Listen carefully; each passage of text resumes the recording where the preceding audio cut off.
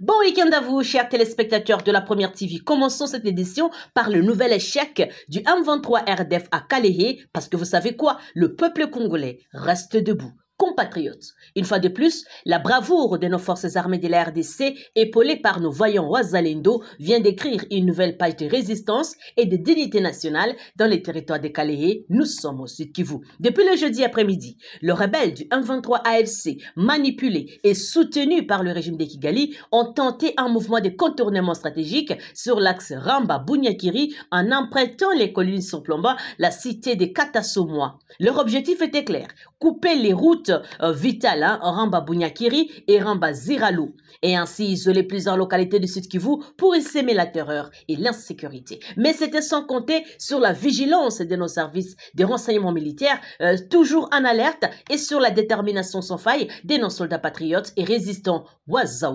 Alertés à temps, les FARDC ont immédiatement engagé une riposte foudroyante, repoussant l'ennemi avec courage et discipline. Les assaillants ont été mis en déroute, leur plan de déstabilisation totalement étouffé avant même d'atteindre leur cible. Grâce à cette réaction rapide, la cité de Katasomoa a été sauvée d'une incursion meurtrière. Cependant, un calme précaire règne encore ce samedi 18 octobre dans la zone. Une partie de la population, traumatisée par le bruit des détonations et craignant un retour de ces rebelles, a préféré se réfugier dans le village environnant. Selon des sources locales, la dernière position connue des rebelles du M23 RDF demeure dans le village de Kitendeboa, tandis que nos forces loyalistes tiennent solidement leur ligne des Kachikaoume, prêtes à repousser toute nouvelle tentative d'infiltration. Compatriotes, cette victoire partielle n'est pas anodine. Elle démontre encore une fois que le Congo n'est pas une terre à conquérir, que nos montagnes ne plieront jamais devant les forces étrangères et que chaque mètre carré de notre territoire est défendu avec honneur et patriotisme. Nous saluons nos FARDC et nos Wazalendo, ces fils et filles de la nation qui veillent jour et nuit pour que les drapeaux congolais continuent de flotter fièrement sur chaque colline, chaque vallée et chaque rivière de notre beau pays. Les Congos résistent, nous devons le savoir. Les Congos se battent, les Congos vaincra. Les temps des traîtres, des envahisseurs touche à sa fin. L'histoire retiendra que sur les hauteurs de Kalehe, une fois de plus, les sons des Congolais a tenu tête à l'agression étrangère. Vive nos forces armées de la République démocratique du Congo et nos jeunes résistants Waza et vive également notre cher et beau pays, la République démocratique du Congo, unie et souveraine. Pendant ces temps, chaque compatriote et 18 combattants du M23 AFC déposent les armes à Musanga. Compatriotes, une nouvelle lueur d'espoir s'allume sur nos terres du Nord Kivu, précisément dans les territoires de Walikale, où 18 combattants de la rébellion M23 AFC ont décidé de déposer les armes et de se rendre aux forces gouvernementales le vendredi 17 octobre. Nous sommes précisément à Musanga, dans les groupements de Kizimba. Ces hommes, longtemps égarés dans une guerre injuste imposée au peuple congolais, ont finalement choisi les camps de la vérité, de la paix et de la patrie. Selon Lavi Changui, un secrétaire administratif du groupement Kizimba, qui les a accueillis d'ailleurs aux côtés de Waza, ces rebelles sont venus de Russamambu. Nous sommes dans le groupement Ikobo après plusieurs jours d'errance et de désillusions face à la pression croissante de nos rouleaux compresseurs de la RDC et de nos Waza. Sous les taux de forces loyalistes congolaises qui resserrent chaque jour davantage les taux autour des bastions de l'ennemi, ces combattants ont compris que les temps de la rébellion et de la manipulation étrangère est révolu. Ils ont préféré se rendre vivants plutôt que de mourir pour des causes qui ne servent ni le Congo ni son peuple. Le vendredi soir, escortés par le Wazalendo, véritable sentinelle du peuple, les 18 rendus ont été conduits jusqu'à Pinga, où ils ont été remis aux autorités militaires des FARDC. D'après des sources militaires locales, ils sont actuellement gardés au camp militaire de la place en attendant que les services compétents prennent des dispositions nécessaires pour leur encadrement et leur insertion. Cette reddition marque une première victoire symbolique et morale sur cette faction armée qui, depuis 2 mois, tente vainement de semer désolation dans les territoires congolais. C'est aussi la première vague officielle de rendu du M23 AFC à Pinga depuis le début des hostilités dans la partie du Nord Kivu. Compatriotes, cette reddition n'est pas un hasard. Elle est le fruit de la bravoure de nos FARDC, de la résistance héroïque de Wazalendo et de la prise de conscience progressive de ceux qui, hier encore, se laissaient tromper par les illusions d'un combat sans cause. Le message est clair. Les Congos avancent. L'ennemi, très clair, recule et la victoire populaire est en marche. Sur les collines de Kizimba, de Moussanga, à Pinga, un vent nouveau souffle. Celui de la réconciliation nationale, de la victoire du peuple et du triomphe de la vérité congolaise sur le mensonge importé. Encore une fois, respect à ces jeunes qui ont choisi la vie et la patrie plutôt que la mort et la trahison. Pendant ce temps, chers compatriotes, Kamituga et Chabunda étouffés. C'est un nouveau coup dur qui frappe les cœurs économiques et humains d'ailleurs du Sud Kivu. La population de Kamituga et de Chabunda, déjà éprouvée par des années de précarité et d'abandon, vient de subir une asphyxie totale imposée par le rabais de l'Alliance Fleuve Congo, AFC, soutenu par le régime de Kigali. Depuis le vendredi 17 octobre, tous les engins transportant des marchandises en provenance de Bukavu vers Mwenga et Kamituga sont formellement interdits de circuler sur la route nationale numéro 2 à partir de Boirungu. Ces terroristes économiques ont érigé un blocus illégal, transformant cette route vitale en un piège de misère et de souffrance pour nos compatriotes. Selon plusieurs sources locales concordantes, aucun camion du commerce n'est désormais autorisé à atteindre Kamituga. Les rares véhicules transportant les biens essentiels sont contraints de rebrousser chemin vers Bukavu sous la menace armée. Ces blocus a des conséquences dramatiques, comme vous le savez. Kamituga et Chabunda, déjà enclavées et dépendantes exclusivement de la RN2 pour leur ravitaillement, plongeant dans une crise économique et humanitaire sans précédent. Les denrées de première nécessité se raréfient à vue d'œil. Les prix du riz, du sel, de la farine, du carburant flambent de jour en jour. La population déjà épuisée par la guerre fait face à la faim, au désespoir et à l'abandon. Pendant que du côté de la République démocratique du Congo, de la réseau Kita, Babiloko Kwando Kita Kalamingite, nous sommes en train de manger très bien. Mais quand tu es du côté des zones d'occupation, ça devient tristesse, désolation. Un commerçant local, Jean-Baptiste, témoigne avec douleur que nous sommes totalement bloqués. Les prix des produits de première nécessité flambent chaque jour. Et nous ne savons pas combien de temps cette situation va durer. Nos familles souffrent énormément. Compatriotes, ce qui se joue ici n'est pas seulement un problème de transport. C'est un acte de guerre économique. Une stratégie délibérée pour étrangler le peuple congolais, affaiblir nos provinces et forcer la capitulation par la faim. Mais le peuple congolais ne cédera pas. Jamais la faim, la peur, ni les chantages n'atteindront la flamme de notre dignité nationale. Nos FARDC et nos Waza sont à l'œuvre pour rétablir la circulation et briser le blocus. Le peuple, lui, reste debout, uni dans la douleur et la détermination. Car nous savons que les Congolais ne se libérera par les armes seules, mais aussi par la solidarité, la résistance et la foi à notre avenir. Mais qu'ils sachent aussi ceci, chaque blocus qu'ils imposent renforce notre colère. Chaque larme qu'ils font couler nourrit notre courage. Et chaque souffrance qu'ils infligent prépare la défaite inévitable. Bandugu, sasa waka journée muone Mungu wewe. Tunarudia Mungu wangu muone majaribu mara tunateseka. Que en faisant ça, discours de haine entre guillemets aussi là, en faisant ça, les Congolais baolinga barwandais, détrompez-vous. Vous pensez que quand les gens voient peut-être Mama ya Idengo, Nairobi boy, vous pensez que Mama ya Idengo, Tolek ya Idengo, olinga barwandais? Oh non, Bokabwane si là, ne bobomi Idengo, vous pensez que la famille a Idengo, ndenge bazawana, oh bobomaka, Bokani c'est la famille a Idengo, batouba olinga barwandais? Détrompez-vous, vous accusez qu'il y a la haine. Ne pensez même pas que vous cherchez à attiser peut-être le vivre ensemble, il n'y en aura pas. Aussi longtemps pour revoir façon la mise ensemble à Kambouté.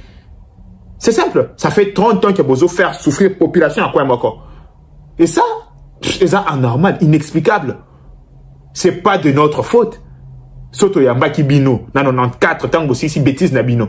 Est-ce que le Congo, a de voir bino nini na génocide à 94, boye il s'en a pas, il y a Congo, Lelo, n'a présenté l'excuse au nom du Congo. Boye il s'en a pas, non? Ceux qui génocide de combat qui na Rwanda, c'est parce que les Congolais ont distribué des machettes, c'est faux. Boye, bon, là, qui s'en a pas à terre à Mouké à Congo. Et pourquoi c'est nous qui devons payer? Dites-moi, pourquoi c'est nous qui devons payer? FDLR, boye il s'en a, il parle, il y a Congo, Zanakati. Pourquoi c'est nous qui devons payer? Discours de haine, discours de haine. Mais quand vous tuez des gens, vous pensez que ces gens-là vont vous remettre quoi en retour? Babamba? Mais soyons sérieux à un certain moment. Et tu verras, il y a des abrutis qui viendront défendre ce genre de choses. Mais en tout cas, Nachilo Chamoutinho son garde. Oui, on va défendre un commentaire. Aïe, bien, très bien. Mais c'est un peu d'être sérieux à un certain moment, mon avis. Bien, Bandeko Balandi, il y a radio-télévision FARDC Ituri Mbote Nabino. Peuple iturien, merci, na confiance, paix, na soutien, surtout collaboration, Ezako Lakisa. Bozako Lakisa, tous les jours, collaboration FARDC, Nezo Sala que tozo ba succès. Bomoni photo oyo na Chelibino kombo na e Justin Lobo Pisi. Ye aza colonel déserteur ya FARDC. Akoma na e soki chef d'état-major ya milice CRP Zaire ya Thomas Lubanga. Siko pona ni natinde bino photo bo tala e bien. Bo luke la biso ye to kanga ye. Lobo Pisi azui bana ya batu. Ba jeune ya batu. O aye kosala guerre na FARDC a attaqué biso na Nyamamba, Kaseni. Bandeko nanga. Ba frappe ba petit wana o penda balobaka démarrer ba petit wana ya CRP ba komi lokola bambinzo kokanga kobeta. Donc kila mutu na direction yake. Maintenant, Lobo Pisi, il se retrouve dans un milieu coincé, il sait pas sortir, poison anamboka mupaya. Place nyonso bozui libiso Lobo, bo kangaye, ba service nyonso. Ba service à sécurité nyonso. Vigilance. Jeunesse. Yala Calbert, jeunesse nyonso, vigilance, place bozui Lobo Pisi o, yobota la photo ne bien ye wana. Bo kangaye abimate, akufela na zamba wana. Ba jeune o, soki ba jeune ya walendu piti, jati, walendu wati. Ba jeune ya bangiti. Ba jeune oyo ba jeune abaema banywagi, baema sud, baema nord, ba jeune oyo baza ba jeune oyo balingi kimia. Bokanga Lobo Pisi wana, bokanga ye un déserteur malade tala kalibumu. Donc bokangela biso ye penza parce que là où il est aux abois, il est aux enfers. Place aza koluka par tous les moyens bima azwata boatu akima kene na mboka mupaya ndenga ayaki akanisa kike akokuta mboka lokola yende chef yenda yebi guerre et la kisi clairement que mutu bozo tshela mutema aza moribond yango moni balobi on frappera les bergers et les troupeaux. Dans cette édition, chers compatriotes, enfin, le pape demande à Cardinal Ambongo de se concentrer sur les problèmes de l'Église plutôt que sur la politique. Il est maintenant temps que le cardinal commence à régler les causes profondes au sein de l'Église catholique. Les Vatican ont officiellement chargé le cardinal Fridolin Ambongo, archevêque de Kinshasa, de résoudre la crise au sein du diocèse de Wamba, dans la province Tiotuele, où un profond désaccord entre prêtres et fidèles empêche la prise de fonction du nouvel évêque. Les dicastères pour l'évangélisation a décidé de suspendre la formation des séminaristes dans ces diocèses, jugeant la situation trop tendue et inappropriée à la vie ecclésiale normale. Le pape a donc demandé à Ambongo de se rendre personnellement sur place pour évaluer la situation et ramener les diocèses à un fonctionnement normal. Pendant ces temps, chers compatriotes, il y a une crise profonde dans les diocèses de Wamba. Depuis janvier 2024, le père Emmanuel Ngonangotsi a été nommé évêque de Wamba et ordonné à Kinshasa en juillet. Cependant, à cause des à cause des protestations locales de certains membres du clergé et de la population, il n'a jamais pu prendre possession de son siège épiscopal. Malgré plusieurs tentatives de médiation du Vatican, de la Nonciature apostolique et de la Conférence épiscopale nationale du Congo, SENCO, la crise est restée sans solution. Face à un lissement, Rome a décidé d'intervenir directement. La mission du cardinal Ambongo, eza mission na ye, ya normal, eza te que rokota na politique, rokota na makambu nyonso, parce que en République démocratique du Congo, les gens sont spécialistes en tout et au final, de rien du tout. Avant de se rendre à Wamba, le cardinal Ambongo est passé par Kisangani, où il a précisé les contours de sa mission. Je suis envoyé par le Saint-Père pour voir ce qui peut être fait afin que les diocèses retrouvent un fonctionnement normal. Je demande aux fidèles de prier pour que cette mission porte du fruit et apporte la guérison dans notre église. Si seulement tu te concentres à l'église, il y aura les fruits. Mais si tu te concentres et à l'église et à la politique, ce qui n'est pas ton travail, c'est du tout et du n'importe quoi. Et revenir ici, pour moi, c'est toujours comme rentrer à la maison. Voilà, je suis ici jusqu'à demain, avant de continuer. Et je souhaiterais vraiment qu'ensemble nous portions cette mission dans la prière, comme vous l'avez souhaité. C'est une mission à laquelle le Saint-Père tient énormément. Merci beaucoup d'être là. Merci. Un message clair du pape François. Selon les sources proches du Vatican, cette mission est une priorité personnelle du pape François qui souhaite que le cardinal Ambongo ramène la paix et l'unité au sein de l'église congolaise. Le Saint-Père tient à rappeler que la mission première du clergé est spirituelle et pastorale, non politique. Le message est limpide. L'église doit d'abord penser ses propres plaies avant de se mêler aux affaires de l'État. Le moment des enjeux qui sont les nôtres aujourd'hui, il faut faire la nette démarcation entre ce qui relève du politicien et ce qui relève de la construction. C'est ce que je fustigeais tout à l'heure, que de voir des leaders, certains leaders politiques qui mettent des moyens, y compris pour combattre la stratégie que porte le gouvernement de la République démocratique du Congo, pour repositionner le pays dans un contexte de crise que nous connaissons. Et je pense que les assises que nous avons tenues à Washington est un bel exemple. Tout à l'heure, la Première ministre a passé notamment sa matinée à recevoir le groupe des femmes congolaises qui travaillent dans divers secteurs ici à Washington, qui se disent prêts à nous accompagner, y compris dans le travail de narratif, de la perception, pour que notre pays cesse d'être perçu comme ces pays où il n'y a que des guerres, pour que notre pays cesse d'être perçu comme ces pays corrompus, parce qu'au sujet de la corruption, il y a évidemment d'énormes efforts que nous faisons. Monsieur Djodoumbi le disait tout à l'heure, je ne sais pas si tout le monde fait attention, que pour la première fois, nous avons réussi 6 revues successives du Fonds monétaire international. Ça veut dire que nous avons des critères quantitatifs et qualitatifs de comment nous gérons.